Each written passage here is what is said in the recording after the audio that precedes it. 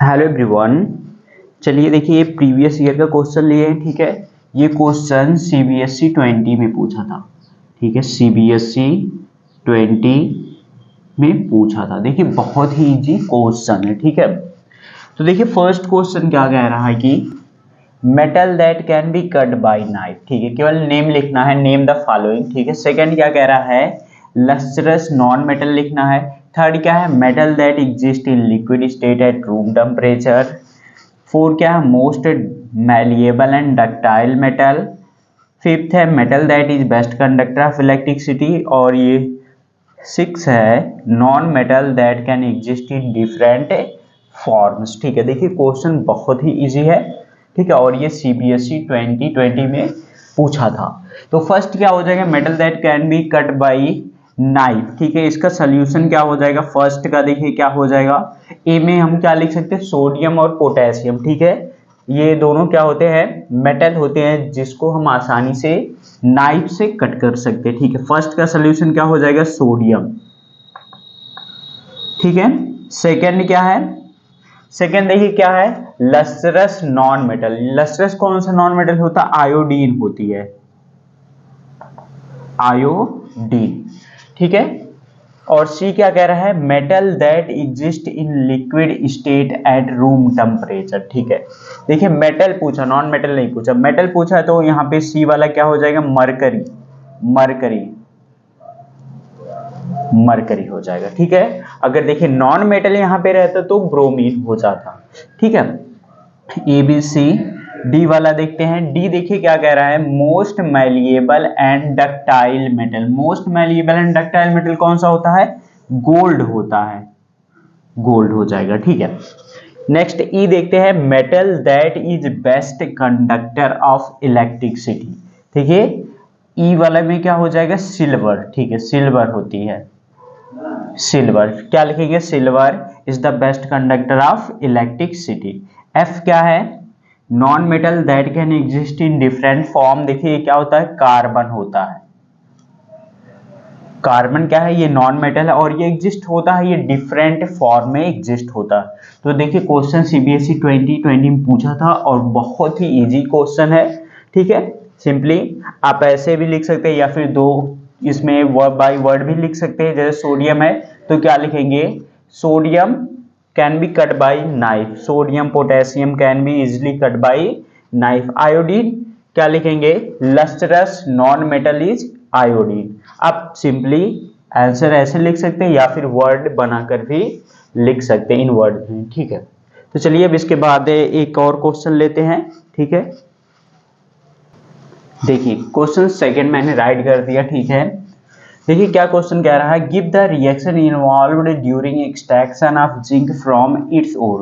पहला क्या कह रहा है, रोस्टिंग ऑफ जिंक ओर, और सेकंड बताना है कैल्कुलेशन ऑफ जिंक ओर। ठीक है, दोनों से ही बताना है रिएक्शन क्या क्या इन्वॉल्व हुआ। ठीक है, रोस्टिंग देखिए जानते हैं क्या करते हैं हम, जो सल्फाइड ओर होती है। ठीक है, देखिए हमने ये फर्स्ट का ये सोल्यूशन राइट कर दिया। ठीक है, अगर हम राइट करते हैं बहुत ज़्यादा टाइम लगता है इसलिए राइट कर दिए। देखिए रोस्टिंग क्या होता है, रोस्टिंग। ठीक है, रोस्टिंग देखिए क्या होता है, conversion of sulphide ore to metal. ठीक है, जो सल्फाइड ओर होती है उसको हम मेटल में कन्वर्ट करते हैं, उसको हीट करेंगे इन द प्रेजेंस ऑफ एयर। अब इसमें देखिए यही दोनों में डिफरेंस होता है। मीन्स इसमें हम क्या करते हैं, means in the presence of air क्या करते हैं, हीट करते हैं रोस्टिंग में।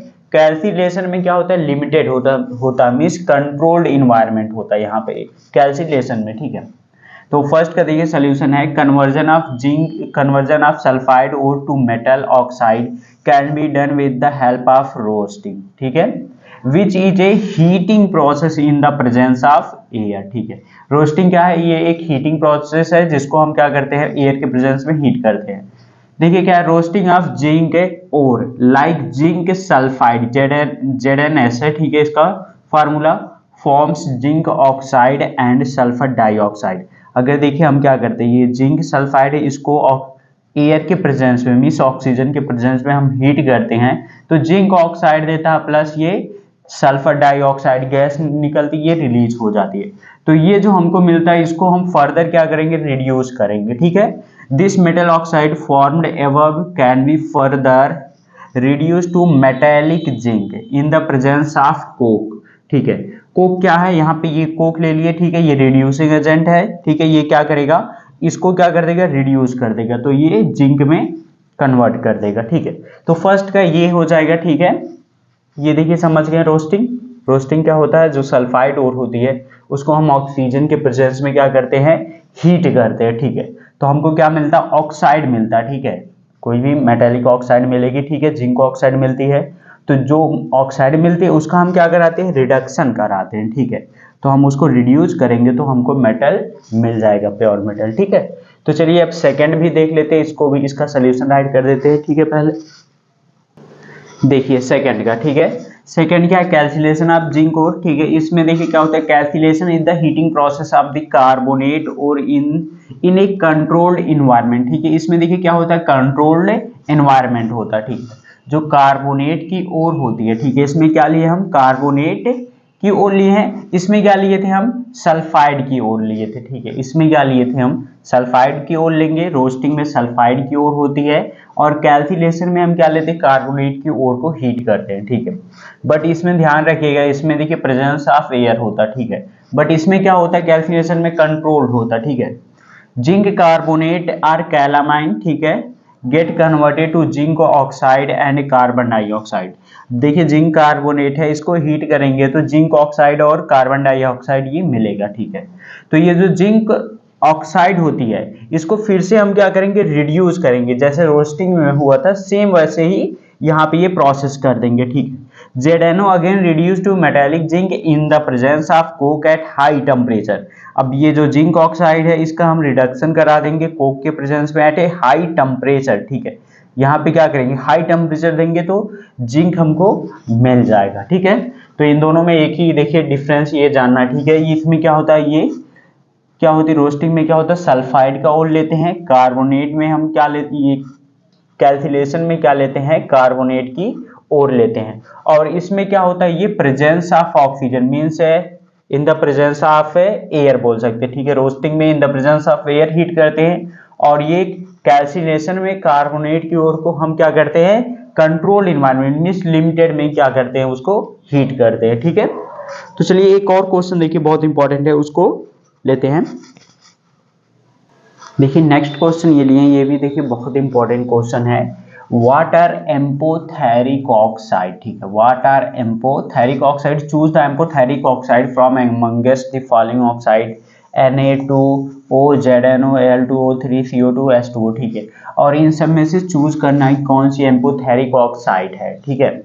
तो देखिए एम्पोथेरिक ऑक्साइड क्या होती है, those metal oxide that so basic as well as acidic behaviour, means जो बेसिक बिहेवियर भी शो करते हैं और एसिडिक बिहेवियर भी शो करते हैं, ठीक है, are known as amphoteric oxide, ठीक है।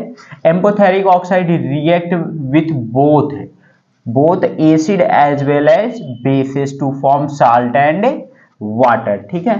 तो सिंपली देखिए आपको ये समझ लेना कि जो मेटल ऑक्साइड होते हैं जो दोनों का बिहेवियर शो करते हैं, मीन्स एसिड का भी और बेसिस का भी, तो उसी क्या बोलते हैं हम, एम्पोथेरिक ऑक्साइड बोलते हैं, ठीक है। और ये जो एम्पोथेरिक ऑक्साइड होते हैं ये बेस के साथ भी रिएक्ट करते हैं और एसिड के भी साथ रिएक्ट करके साल्ट और वाटर का फॉर्मेशन करते हैं, ठीक है।